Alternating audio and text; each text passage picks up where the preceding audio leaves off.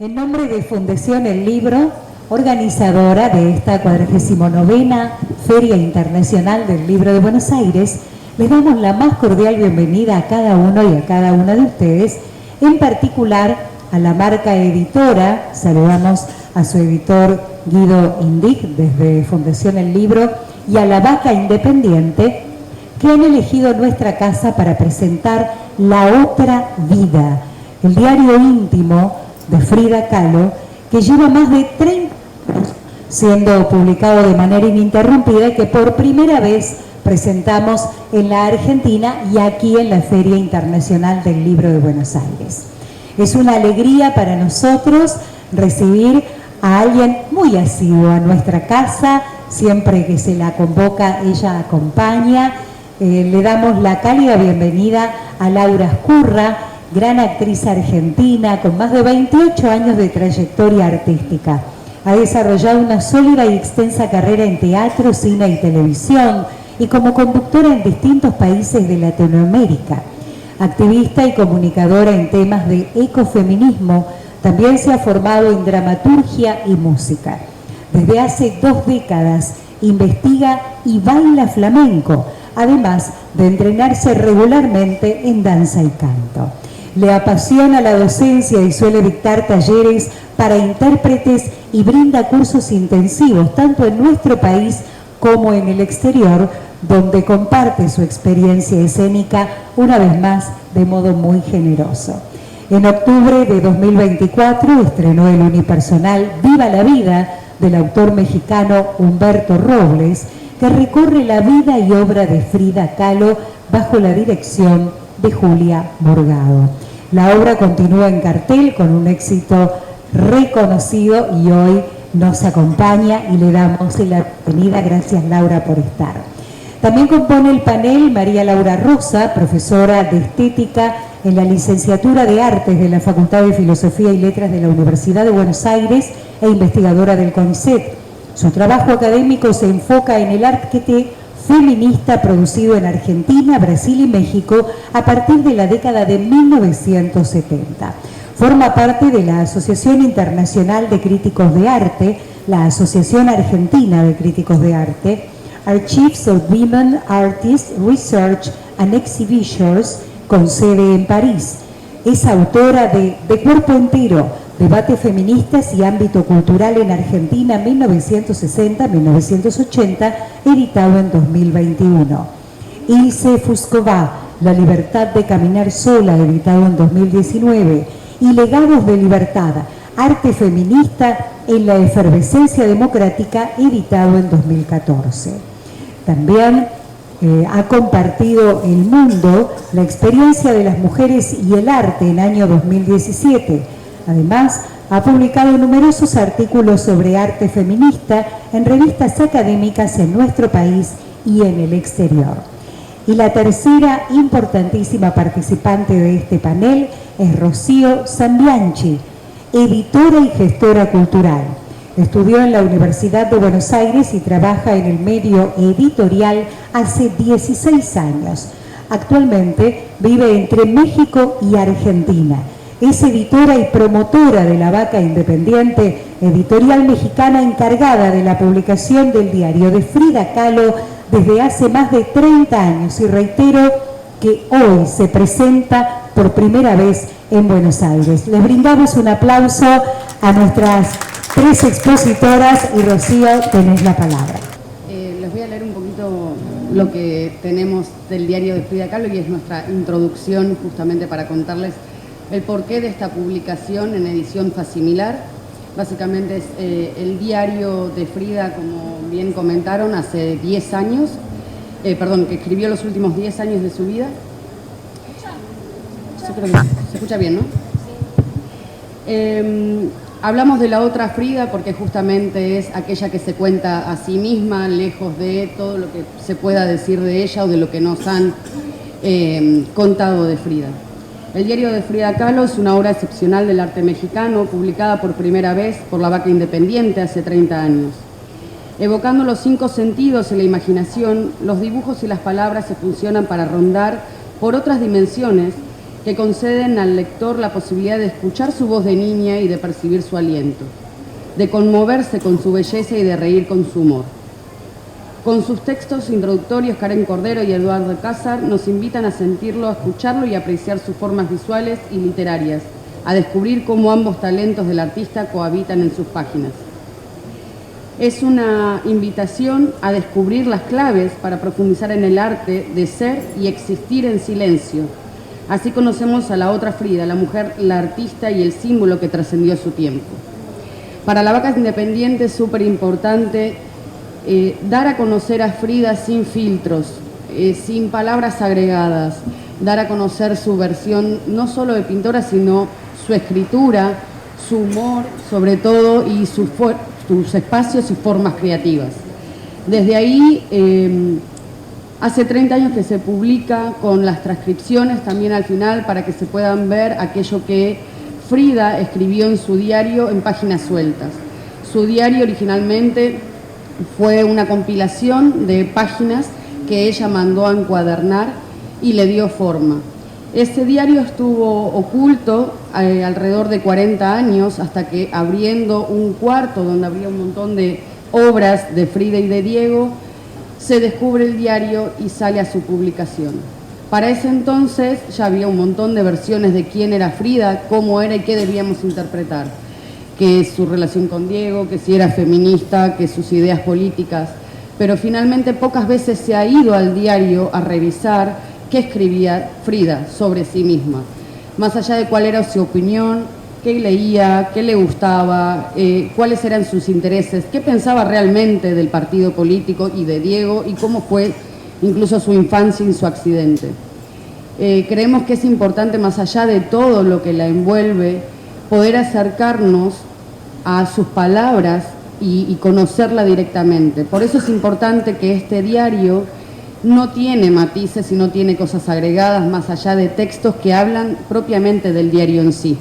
Porque también es importante poder encontrar el para qué de publicar un diario íntimo, que muchas veces es algo que nos puede generar controversia en términos de quería o no quería que se publicara, quería o no quería que se leyera. Actualmente podrán encontrar por ahí algunas noticias sobre páginas que faltan del diario, que estas páginas han desaparecido luego de la publicación que hace la Vaca Independiente. Entonces, hoy por hoy, también este diario cobra otra importancia y tiene que ver con el registro histórico de las palabras propias de la autora. Desde este lugar, la pregunta que se hace la Vaca siempre es: ¿para qué Frida? ¿Para qué en este contexto? ¿Por qué la buscamos? ¿Por qué nos impacta tanto? Y el punto también de editarlo acá es que sabemos que lo habrán visto en todos lados, hay murales de Fridas por todos lados. Nos ha contado Laura también que a la obra llegan niñas disfrazadas de Frida. Y entonces, ¿por qué Frida nos genera tanto impacto? Pero sobre todo nuestro interés es saber para qué Frida, para qué llegamos a ella, para qué volvemos a ella, qué rescatamos de. Bueno, Frida es muy complejo hablar de ella porque es un producto de mercado. O sea, conjuntamente con la artista convive un producto de mercado y eso lo hace muy difícil, ¿no? Poder acceder más allá de ese mito que se ha construido en torno a la vida de Frida, a su accidente, a su vulnerabilidad a nivel salud, a sus amantes. Entonces eso es muy complejo. A mí me gustaría destacar, en principio, que Frida formó parte de una generación de artistas que en los años 20, 30, 40 artistas mujeres, ¿sí? Van a ir abriendo el campo del arte tremendamente difícil y cerrado para las mujeres y ellas van a ir abriéndolos. Frida no fue la única de su generación.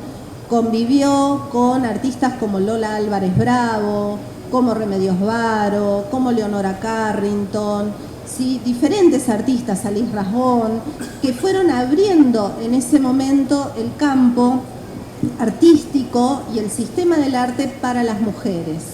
Desde luego Frida, tuvo por supuesto sus particularidades, una personalidad muy especial que, bueno, ha marcado a la historia del arte.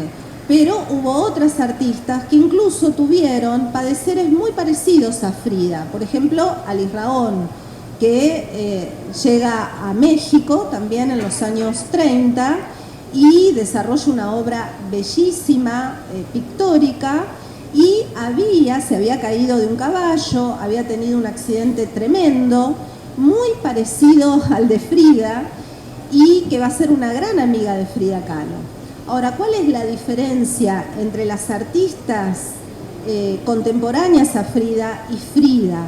Bueno, una de las diferencias más notables es que tanto en su obra artística como en su diario, ella va a contar el mundo de lo íntimo y de lo privado con una enorme naturalidad que la asemeja a nuestro siglo o nos la trae a nuestro siglo XXI.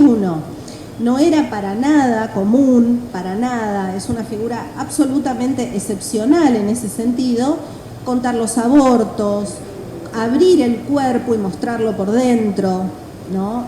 Contar su vida privada, sus amantes, su desolación, su soledad. Eso no era para nada frecuente, porque justamente en los años 30, 40, 50 y hasta muy marcadamente los años 60 del siglo XX, la esfera privada estaba absolutamente distante de la esfera pública.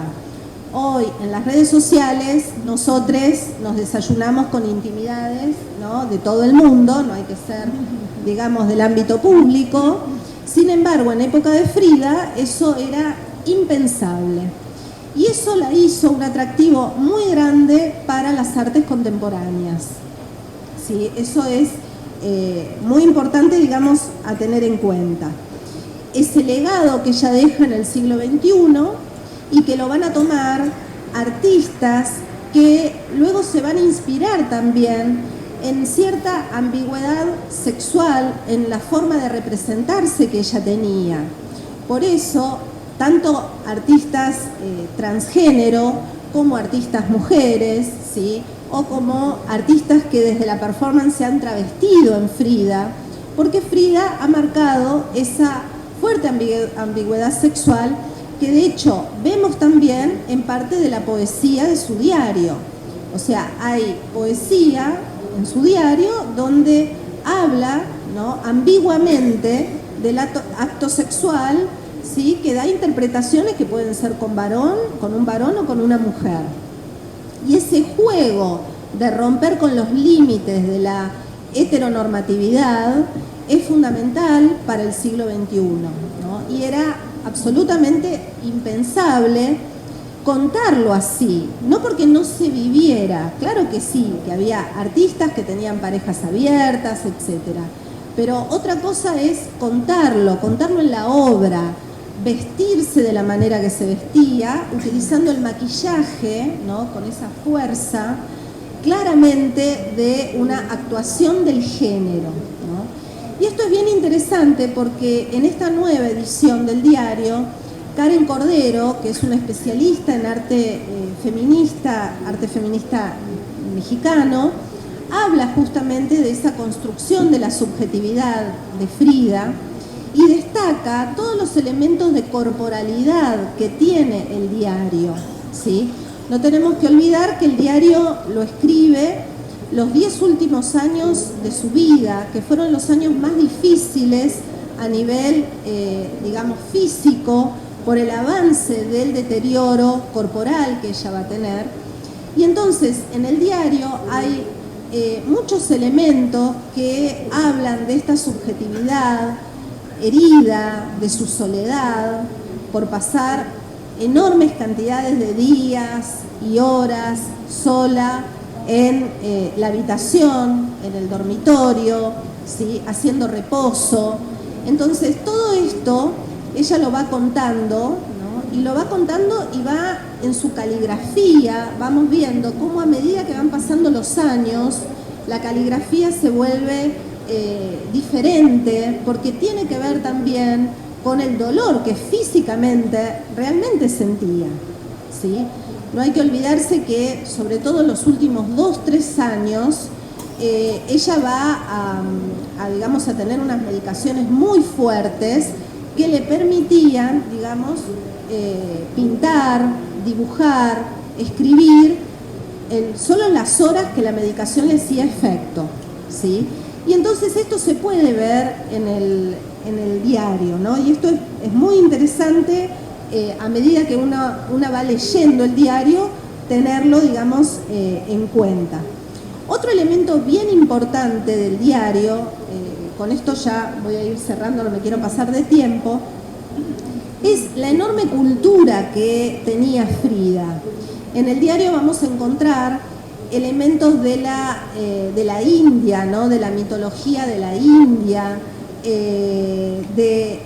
digamos, elementos de la anatomía. Ella era una experta en anatomía porque no olvidemos que había querido estudiar medicina y fue en ese momento en que este accidente en un tranvía la va a imposibilitar continuar con sus estudios, va a tener que pasar largas horas y meses en cama, y su padre le da, digamos, la caja de pinceles, de colores y telas y papeles para que ella comience, digamos, como una forma de matar el tiempo, comience digamos, a hacer arte.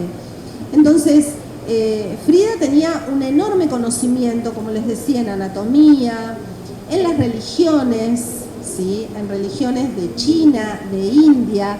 Van a ver que aparece todo el tiempo el yin y el yang en el diario, aludiendo a la integración de los opuestos, también como un símbolo de la unión de los amantes diferentes que eran Diego y ella. Habla también digamos, de otros procesos de su infancia, de su familia, y es muy interesante esto que comentaba Rocío, que ella en realidad no lo piensa como un diario como tenemos en la cabeza generalmente la idea de diario íntimo, ¿sí? Sino que lo fue trabajando por hojas separadas que luego envió a encuadernar, y esto lo hace un objeto artístico. O sea, desde el campo artístico consideramos el diario de Frida un libro de artista, ¿sí? Que eso me parece, digamos, algo bien interesante a destacar. No estamos viendo un diario de intimidades que alguien no ha querido, ¿no?, mostrar y ha querido guardar, sino que estamos viendo un libro de artista. Así que bueno, les invito digamos, a acercarse a este libro, y cerrando con esta cuestión de para qué y esta locura por Frida en Argentina. Bueno, es una locura que viene de hace mucho tiempo, desde los años 90, porque no nos olvidemos que en el año 95 Eduardo Costantini compra el autorretrato de Frida, que vemos en la colección Malva, y para darle la bienvenida a ese autorretrato, se desarrolla una gran exposición en el Centro Cultural Recoleta, con artistas que le rinden homenaje a Frida, cosa que no es nada frecuente que un país reciba a un artista haciéndole una gran exposición colectiva. Así que bueno, este es otro granito de arena en esa gran playa de fanáticas de Frida. Y una enorme responsabilidad interpretar a la señora Frida Kahlo. La verdad que siempre que me preguntan ¿cuándo conociste la vida de Frida? Y yo creo que desde que tengo uso de razón, ¿no? Siempre esa mujer con esa mirada, esa uniceja, los bigotes. Siempre supe que era mexicana, siempre supe que había sido esposa de Diego Rivera, también otro pintor maravilloso y un emblema de México. Y eso es lo que tenemos de alguna manera en el inconsciente colectivo popular, ¿no? Esta mujer tan potente, tan resiliente, con una situación, un accidente que sucedió en su vida. Y cuando vamos profundizando, y en lo personal fui creciendo con la historia de Frida, investigando cada vez más, y me toca la posibilidad de interpretarla hace ya casi un año. Bueno, fue una enorme responsabilidad. Y aparte, ¿desde qué mirada? ¿Cómo contamos esta Frida en primera persona? Y un autor mexicano llamado Humberto Robles escribió esta pieza que estamos representando ahora en el teatro, que se llama Frida, viva la vida, con dirección de Julia Morgado, y con una adaptación que también hicimos para estos tiempos, en donde, bueno, ver una actriz durante 50 minutos sea un paseo llevadero y con todo lo que trae para contar, ¿no? La vida de Frida, con todo este sufrimiento, con toda esta resiliencia, con su amor, con su lucha y siendo minoría en un montón de cosas. Eso creo que también es lo que hace que sea tan potente y que tengamos tanta empatía con Frida, ¿no? Frida tenía todas las minorías en su vida. Era mujer, era marrona, era latinoamericana, era discapacitada, era bisexual, era hija de un exiliado europeo y de una madre nativa. Entonces ahí yo creo que también fue forjando su personalidad fuerte y aguerrida en todas estas minorías en las que ella de alguna manera era y representaba.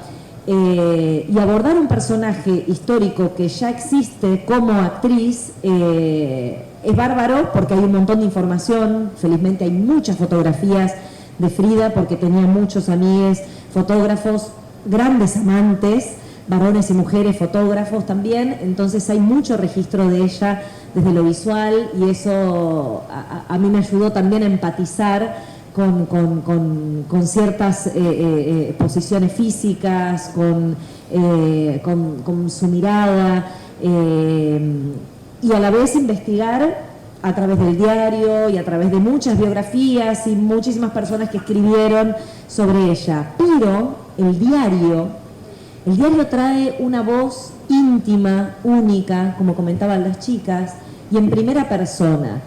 Y como todas las personas que escribimos un diario alguna vez en su vida, en nuestras vidas, ¿no? Tenemos ahí esa catarsis de poder volcar lo que sentimos, con la intención de que, bueno, sea algo nuestro, propio, privado, y después sale a la luz. No sé, pienso en Ana Frank también, ¿no?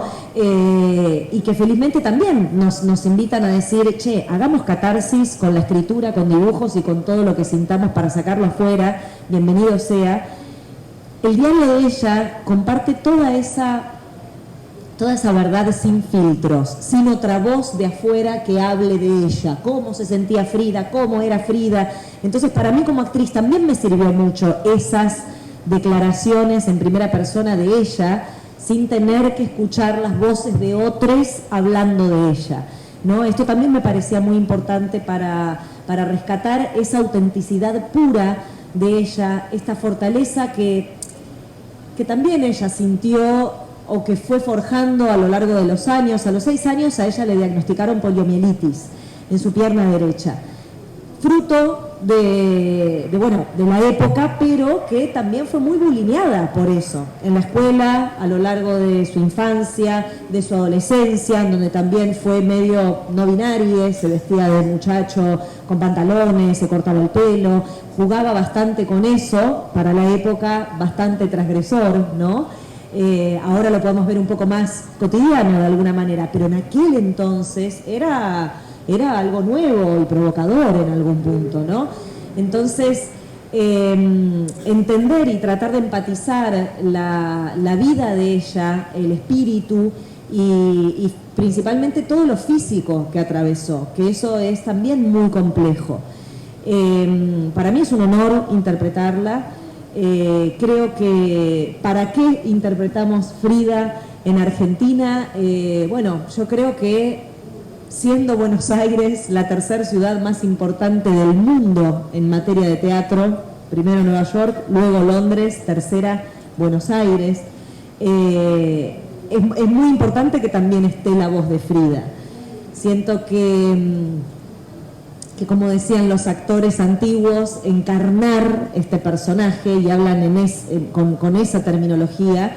Yo siento que es la primera vez que estoy encarnando un personaje que ya existió, nunca me había pasado en 28 años de trabajo, con lo cual también es nuevo para mí. Felizmente tengo un montón de material para poder buscar referencias y también inspirarme, pero creo que hablando en este misticismo teatral, Frida quiere traer su mensaje a este presente, a esta Argentina, a esta América Latina y a este momento del mundo, ¿no? Con toda su lucha, con todo su amor, su dolor, su empatía, su empatía con la otredad, que no solamente eso era una cualidad que sentía ella desde lo profundo de su personalidad, sino también desde su militancia y su activismo comunista y socialista, ¿no? O sea, había algo de eso que también hacía que pudiera pensar en profundidad y empatizar con la otredad, ¿no? Con el pueblo principalmente y con su identidad. Entonces siento que todos estos espacios en donde seguimos compartiendo su mensaje, transmitiendo su voz, desglosando y ponderando su voz, su primera persona, sus sensaciones, es seguir compartiendo con ella y poder trascender ese mensaje y ese legado. Bueno, aquí somos 3 mujeres, ¿no? Hablando de ella, siempre estuvo muy acompañada por muchas mujeres y también por varones muy hermosos y muy feministas, pero siento que hoy Frida en este presente sigue queriendo estar y compartir, ¿no? Antes lo que mencionaba Rocío, siempre tengo en el teatro, siempre tengo 1 o 2 niñas en las primeras butacas que vienen con sus vinchitas, con sus peinados, en homenaje a Frida. A mí eso me parece muy hermoso, porque si bien la obra no es para chicos, tampoco tiene nada que sea demasiado complejo. Quien conoce la vida de Frida sabe que ha tenido mucho dolor y muchas situaciones bastante tremendas, y no solamente vienen las niñas por esto de querer compartir un poco Frida, sino que también son pequeñas personas que se acercan al teatro por primera vez en su vida. Y siento que eso también es bastante revolucionario en estos tiempos de tanta pantalla y tanta falopa a través del escroleo, ¿no? Entonces, bienvenidos sean esas juventudes que se acercan al teatro y pueden apagar sus teléfonos para estar 1 hora concentrados y viajando en un tiempo presente, que es lo que propone el teatro. Con lo cual, bueno, y ya cerrando, si no podría seguir hablando un montón de Frida, que la amamos en profundidad. Este diario sigue siendo una invitación a conocer su vida, y conocer su vida es habilitarnos a ese espejo en que también nos habilita a conocernos a nosotros mismos. Y creo que ese también es el legado y la provocación que Frida ha dejado para todos nosotros en esta historia y para lo que vendrá. Entonces, bienvenido sea que podamos escribir, compartir, dibujar y volcar en hojas y en un cuaderno lo que sentimos para seguir profundizando en nosotros mismos y en nosotras mismas. Así que, viva Frida. Gracias. Un poquito más que van a encontrar en el diario, justo es como un poco una ruta y una guía de la libertad de expresión en sí misma, por muchos motivos, porque no es un diario tradicional, como bien mencionaban el de Ana Frank, que se lee de corrido, y por eso muchas veces también el que ha visto el diario de Frida no sabe cómo abordarlo. Hay ejercicios creativos, hay poesía, hay cuentos, de repente podemos enterarnos que Frida escribía, además de solo pintar, hay bocetos de lo que luego fueron cuadros, está ilustrada y narrada la historia de su infancia, de sus operaciones, de sus amores en primera persona, y también un poco la invitación es desde la observación atenta, no solo de la escucha de lo que podemos encontrar o conocer de ella, sino observar, como bien decía María Laura, en su trazo, cuál era la diferencia entre una tipografía, entre una letra y otra, qué iba sintiendo, qué colores usaba, qué escribía. Y dentro de esta libertad de expresión también el enunciado final de yo me escribo y me encuaderno, yo me escribo y medito, de mí nadie va a estar hablando. Yo voy a poder decir quién soy y cómo soy y qué quiero contar. Entonces me parece que en esto de poder conocer a una persona, acercarnos a su pluma y conocer distintos aspectos de su persona es maravilloso. Se presenta también en conjunto el cuaderno inspirado en el diario de Frida, que tiene que ver un poco con esta bajada de algunos ejercicios creativos y de inspiración que ella usaba en este diario, porque como mencionábamos, no solo es un diario anecdótico, sino también un cuaderno de ejercicio. Es un libro vivo, finalmente, porque tiene muchas aristas y muchos juegos. Entonces la invitación a través del cuaderno también es de que parte de estos ejercicios que hizo Frida los puedan trasladar a su cotidiano también para esos momentos de traba o de catarsis que necesitamos, y la llave a cómo poder hacerlo. Entonces, muchísimas gracias por participar y por acercarse en primer lugar al libro, ¿no? Y a nosotros.